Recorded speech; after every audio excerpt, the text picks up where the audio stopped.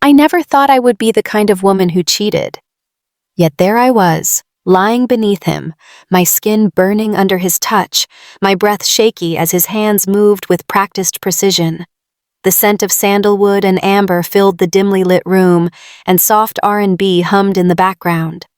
It wasn't just his hands that made my body tremble, it was the way he looked at me, as if I was something to be devoured. I wanted to stop. I should have stopped. But the truth? I didn't want to. And now, sitting here in my quiet suburban home, and my husband just a few feet away, I can feel the weight of my betrayal suffocating me. How did I let this happen? How did a simple massage turn into the one secret that could destroy my life? Hello, dear listener. Before I tell you everything, because trust me, I will. But first, I want to take a moment to plead that you listen to my story to the end, and then kindly give me your unbiased advice and suggestions for the best possible ways to save my marriage if there are any options left. I will be at the comments to pick the best possible advice I can get from the LC community. This is the hardest story I've ever had to tell, and I hope that by the end of it, someone out there might learn from my mistakes. Now, let's start at the beginning. My name is Lisa Carter. I'm 38 years old, a wife, a mother, and, until recently, I thought I had a pretty decent life. My husband, Daniel Carter, is a corporate lawyer in Atlanta. We've been married for 12 years, and from the outside, we look like the perfect couple. Beautiful home, 2 kids, vacations in Florida, dinner parties with friends. But what people don't see is the quiet distance growing between us. Daniel is a good man, a provider, and a father. But somewhere along the way, I stopped feeling like his wife and started feeling like a roommate. The romance faded, and the conversations turned into schedules and logistics. I couldn't remember the last time he touched me passionately as his wife and craved me like I wanted. I wasn't miserable, but I wasn't happy either. And then came the ad that changed everything. I was sitting in the kitchen, scrolling through my phone while waiting for my coffee to brew. The kids were at school, Daniel was at work, and the house was eerily silent. That's when the ad popped up. Luxury full-body massage, a sensory escape like no other. The image was a pair of strong, oiled hands gliding over a woman's bare back, her face turned away, but her expression undeniably relaxed. I don't know why it caught my attention, but it did. I clicked. The website was sleek and elegant. Thompson's Elite Massage Therapy, specialized in stress relief, deep tissue, and personalized relaxation techniques. The testimonials were glowing. Women raved about feeling rejuvenated, connected, and free. Something inside me stirred. I hadn't had a massage in years. Daniel always brushed off the idea, saying it was a waste of money or that I could just go to a cheap spa. But this looked different. Before I could second-guess myself, I copied the link and texted Daniel. Hey, baby. I am currently thinking about booking a full-body massage. My back has been killing me lately. And he replied, Yeah, sure. Go for it. That was it. No hesitation, no questions asked. He had no idea that some massages come with more than just relaxation. I booked an appointment for the next day. When I arrived at the studio in downtown Atlanta, I almost backed out. The place was beautiful. Minimalist decor, calming music, subtle scents of eucalyptus and amber. It felt intimate, almost too intimate for a married woman like me, and it kinda made me restless. And then I saw him. Jalen J. Thompson. Tall, broad-shouldered, skin is like the color of smooth espresso, with a confident but easygoing smile. He looked up from the reception desk, his dark eyes locking onto mine, and for a split second, I forgot how to breathe. Lisa Carter? His voice was deep, velvety, and way too inviting. Yeah, I said, shifting awkwardly. Nice to meet you. Please, follow me, he said. And I did. The room was warm and dim, with a massage table in the center and neatly folded towels. The air smelled like sandalwood and something faintly sweet. Have you ever had a professional massage before? He asked, adjusting the settings on a small speaker, soft R&B filling the space. Not in a long time. Good. Then you're in for a treat. I suddenly started feeling nervous. This is fine. It's just a massage, I told myself. But as I lay down and my bare back exposed to the cool air, I felt a tension that had nothing to do with my muscles. And then he touched me. His hands were large, warm, and impossibly smooth. They pressed into my shoulders, firm but gentle, kneading away tension I didn't even know I had. I let out a soft exhale after my body sank into the table. You carry a lot of stress here, Jalen murmured, with his voice close. Yeah. Life, kids, and marriage, I replied. There was a beat of silence. Your husband doesn't treat you to massages? At first I hesitated. Why did that question feel so loaded? No, I replied. He doesn't really believe in them. Jalen chuckled under his breath. That's a shame. Every woman deserves to be taken care of, he said. I didn't respond at first. I couldn't. Because something about the way he said it, the way his hands moved lower, the way his fingers brushed my skin lightly, made my stomach tighten. It felt like something dangerous. I closed my eyes. This was just a massage.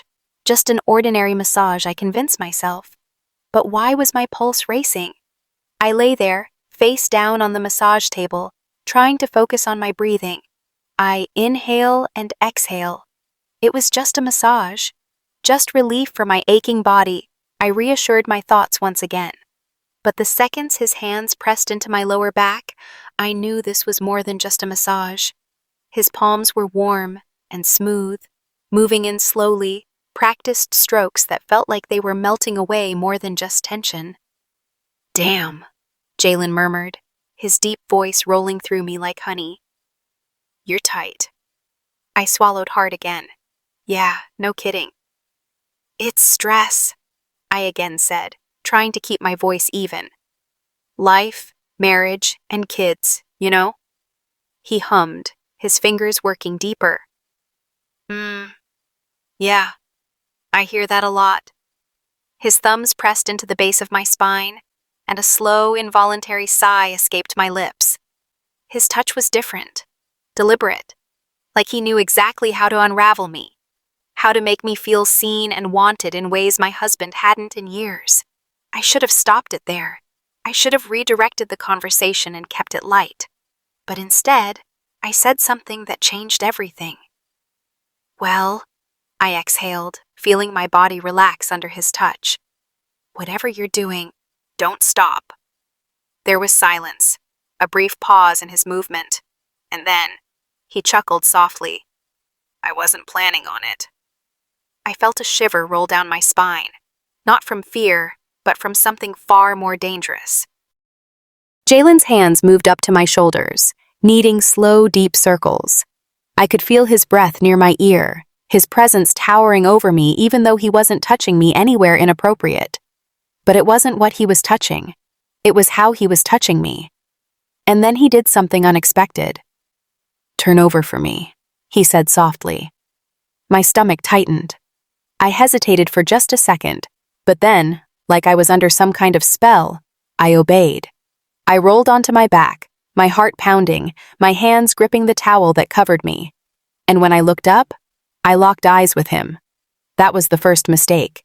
His gaze was intense, dark, unreadable. The kind of look that a man gives a woman when he knows exactly what she's thinking. He wasn't just massaging me anymore. We both knew it. Jalen dragged his fingers down the length of my arm, then back up to my shoulder, his touch barely there, a ghost of a caress. You okay? He asked, his voice softer now.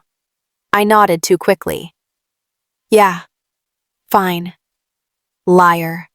I was far from fine. Because in that moment, every nerve in my body was screaming, this is wrong. This is so wrong. But the worst part? I didn't want it to stop. His hands skimmed over my collarbone, his fingers firm but gentle. I swore I could feel the heat radiating from his body, even though we weren't touching anywhere that counted. His fingers lingered near my shoulder. Too long. The tension was unbearable, suffocating. My breathing had changed. So had his. I opened my mouth to say something, anything to break the moment. And that's when it happened. A shift. The air between us crackled like static. His thumb brushed against the bare skin of my neck, slow, deliberate, and so intimate that my entire body tensed. My lips parted, a whisper of air escaping, but no words followed. Because I didn't know if I wanted him to stop or keep going. And that was the moment I knew I had already cheated. I shot up from the table, wrapping the towel around me like a shield. I think we're done here, I said, my voice shaking. Jalen didn't move. He just looked at me, his expression unreadable. Lisa. He said my name like he was testing it on his tongue. I have to go, I blurted, grabbing my clothes. I needed to get out of there, fast. But even as I rushed to the door, even as guilt clawed at my chest, even as I told myself I would never come back, I knew I was lying. Because as I walked out of his studio, my mind was already replaying every touch, every glance, every single second of the moment I almost let happen. And I wasn't sure if I wanted to stop it next time. When I got home that evening, I felt like a different woman. Daniel was in the kitchen, pouring himself a drink, his tie loosened from another long day at work. Hey babe, he greeted without looking up. How was your massage? My heart nearly stopped. I forced a smile, pretending that my world hadn't just shifted under the hands of another man. It was nice, I said, setting my purse down. Relaxing? He nodded, already distracted by his phone. I stood there watching him. He had no idea that while he was in this house, his wife was lying half naked under another man's touch, battling feelings she shouldn't have felt. I told myself it was over. I told myself I wouldn't go back. I lied. The next day, I picked up my phone, staring at Jalen's contact. I told myself I was just going to check the studio's website, just see if they had other therapists, maybe switch to someone else. But before I could stop myself, I was already typing. Hey, thanks for yesterday. You're really good at what you do. I shouldn't have sent it, but I did. And when his reply came, my stomach flipped. Jalen replied saying, Glad you enjoyed it. Need another session? I should have said no, but I didn't. Instead, I said, Yeah, same time tomorrow? And he said, Got you. See you then. The second session was different. The second I walked in, I could feel it. The tension, the silent agreement that we weren't just pretending anymore. You came back, Jalen said as he shut the door behind me. There was something knowing in his voice, like he was reading my mind. I needed it, I admitted. The lie felt thinner this time. He just nodded, adjusting the sheets on the massage table, dimming the lights a little lower. You know the drill, he said, voice smooth. I undressed without hesitation. This time I didn't wrap the towel around myself so tightly. This time, when his hands touched me, I didn't flinch. I let him take his time, his fingers pressing into my shoulders, my spine, my hips. You're more relaxed today, he murmured. I exhaled. Yeah. Good. His hands moved lower. Too low. I should have stopped him. But I didn't. Not when his fingers skimmed dangerously close to places no other man, except my husband, should have touched. Not when my breath caught in my throat. Not when he leaned in and whispered, Tell me to stop, Lisa. And I didn't say a word. I turned over. This time, I didn't cover myself. Jalen's hands rested on either side of my waist, his eyes dark, patient, waiting. Tell me to stop, he said again, his voice lower, rougher. I should have.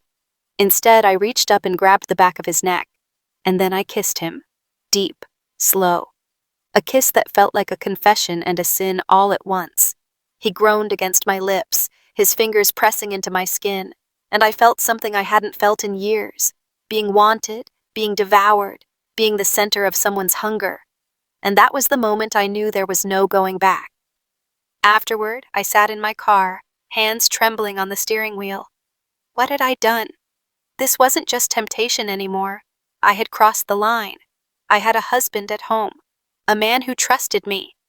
And now, I had another man's touch still burning on my skin. And the worst part? I wasn't sure if I regretted it. The morning after my second session with Jalen, I woke up feeling like a stranger in my own bed. Daniel lay beside me, snoring lightly, his arm draped over my waist. It should have felt comforting, the warmth of my husband, the familiar rhythm of our life. But all I could think about was the way Jalen's hands had felt on me. I stared at the ceiling, the weight of my betrayal pressing down on my chest like a boulder. I had done the one thing I swore I would never do. And yet, it wasn't regret that kept me awake. It was the craving for more. By the time Daniel woke up, I had already been in the kitchen for an hour, making coffee, trying to act normal. "Morning, babe," he said groggily, kissing the top of my head. I forced a smile. "Morning." He reached for his coffee and sat down at the kitchen table, scrolling through his phone like always. I watched him, my stomach twisting. Daniel wasn't a bad husband. He was responsible, a provider, and loyal. But somewhere along the way, we had become strangers sharing a house. We spoke, we laughed occasionally, but there was no spark, no fire. And now, sitting across from him, I realized something terrifying. I had spent so much time wishing for passion in my marriage. Now that I had it, it wasn't with my husband. I told myself I wouldn't go back. I told myself it had to stop.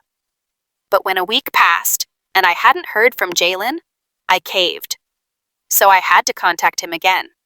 "Hey, been a while. You free today?" My hands trembled as I sent the message. This was insane. What if he thought I was pathetic? What if I had just been another conquest to him? But when my phone buzzed with his reply, my heart skipped a beat. His response was that, "For you, I am always free." That was it. That was all it took. I started making excuses. Daniel thought I was going to yoga, running errands, meeting friends. In reality, I was slipping into Jalen's studio, surrendering to hands that knew me in ways Daniel never had. The first few times it was still somewhat professional, a massage that turned into stolen kisses, lingering touches. But soon, it became something else, something darker, more intoxicating, something that no longer felt like a mistake, but a necessity. Daniel started noticing. "You've been glowing lately," he said one night, his eyes scanning me as we sat on the couch. I laughed, heart pounding. "Must be the yoga." His brow furrowed. "Since when do you do yoga?" I swallowed hard. "Careful, Lisa. Don't slip." "Since I realized I needed to take better care of myself," I said, sipping my wine. It wasn't a lie, just not the whole truth. Out running errands?" I lied smoothly. One afternoon, as I was heading to Jalen's, my phone rang. It was Daniel. My stomach flipped. He rarely called during work hours. I answered, trying to steady my voice. "Hey, babe, what's up?" "Where are you?" he asked. My pulse skyrocketed. Out running errands?" I lied smoothly. He was silent for a beat. "Just checking," he finally said. "I feel like we haven't spent much time together lately." Guilt slammed into me so hard I nearly turned the car around. But then Jalen texted, saying, "Can't wait to see you." And just like that, I ignored the guilt. Because the truth was, I didn't just want to see Jalen. I needed to. The way he made me feel like a woman again. The way he looked at me like I was a prize, not an obligation. With Daniel, I was a wife, a mother, a routine. With Jalen, I was desired, alive, reborn. But deep down, I knew the truth. I was playing with fire, and sooner or later, I was going to get burned. The thrill had become an addiction, and like all addictions, I stopped thinking about the consequences. It was a Tuesday afternoon. Daniel had a client meeting. The kids were at school. My schedule was clear. Or so I thought. I had just left Jalen's studio, my skin still warm from his touch, my body buzzing from everything we had done. I was adjusting my blouse in the car's rearview mirror when my phone rang. Panic slammed into my chest. I answered, trying to keep my voice casual. "Hey, babe? Where are you?" His tone was neutral, but there was something off about it. "Just out? Why?"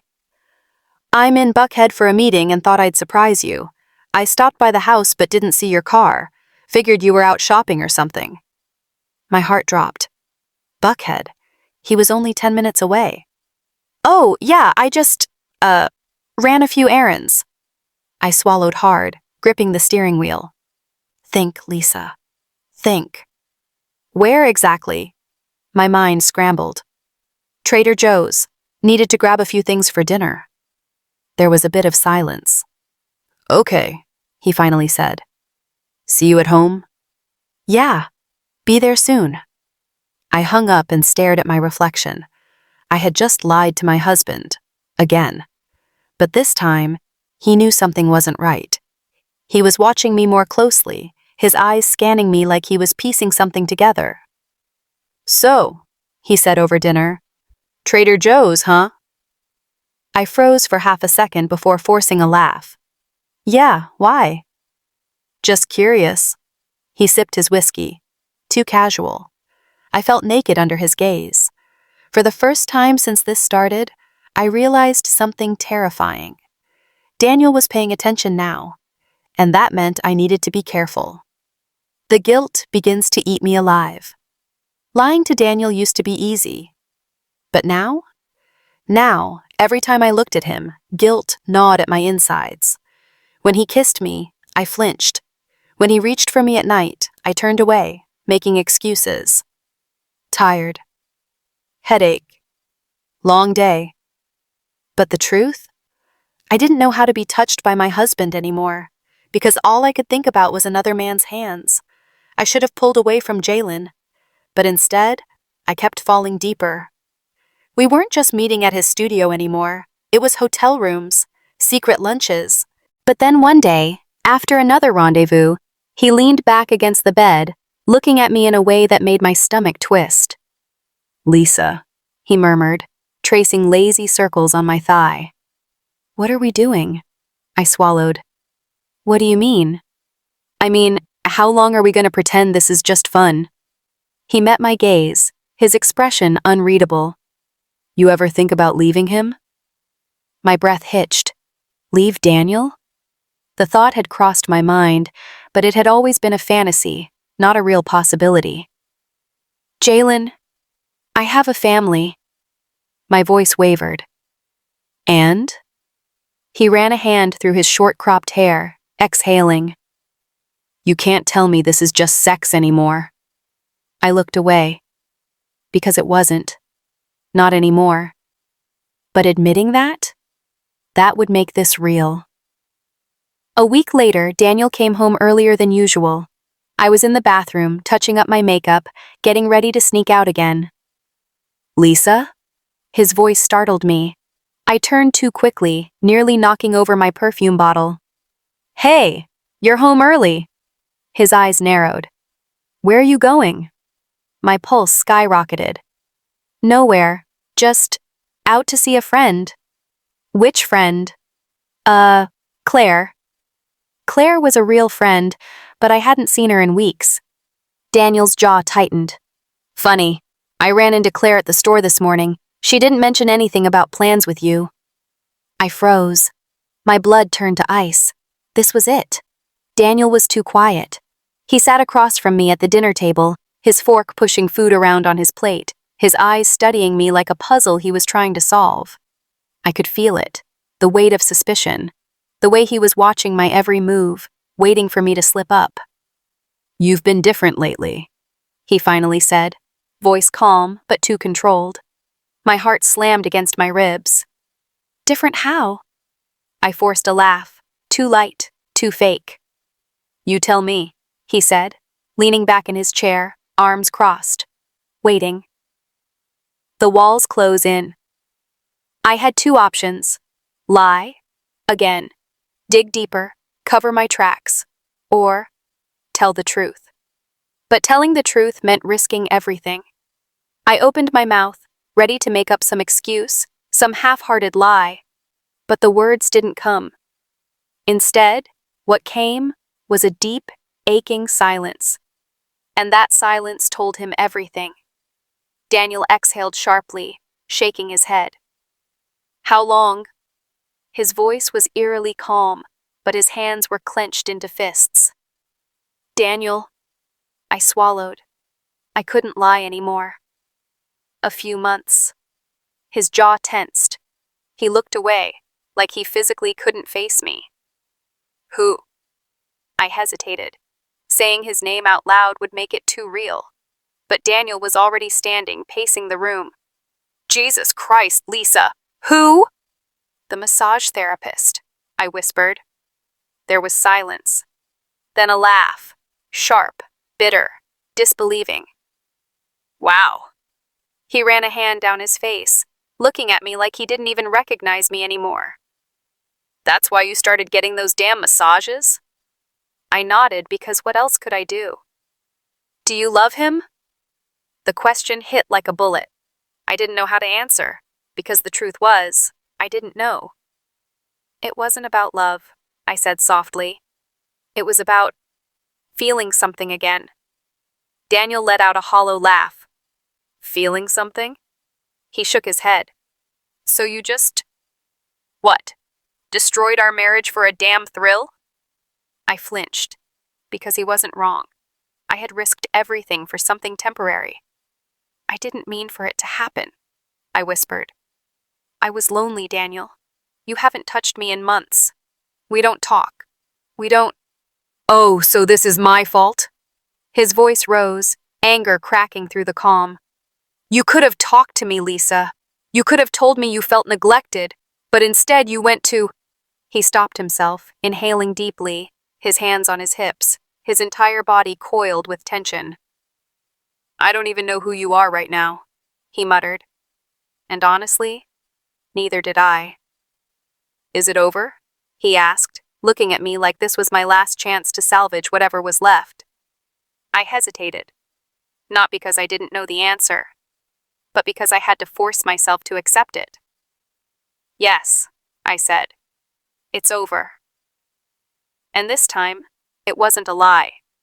Because no matter how much I craved the passion, the escape, the fire, I knew now. It wasn't real. It was never going to last. And now, I was left with nothing but ashes.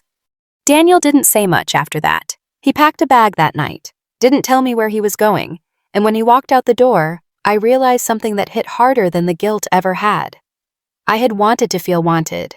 I had wanted to feel desired. But in chasing that, I lost the one person who had truly loved me, and no amount of passion or thrill was worth that. A few weeks later, I got a text. It was Jalen. Hey, you okay? I stared at it for a long time before deleting it, because this wasn't his problem anymore. This was mine. And as much as I wanted to blame the loneliness, the neglect, the temptation, the truth was simple. I had made a choice. And now, I had to live with it. Guys, what can I do to salvage this mess now? What can I do to have my husband back? Please don't be judgmental. I am not proud of my actions. All I need right now is a second chance. Kindly leave your advice, suggestions, and opinions in the comment section. I will be there to pick the best suggestions. Thanks.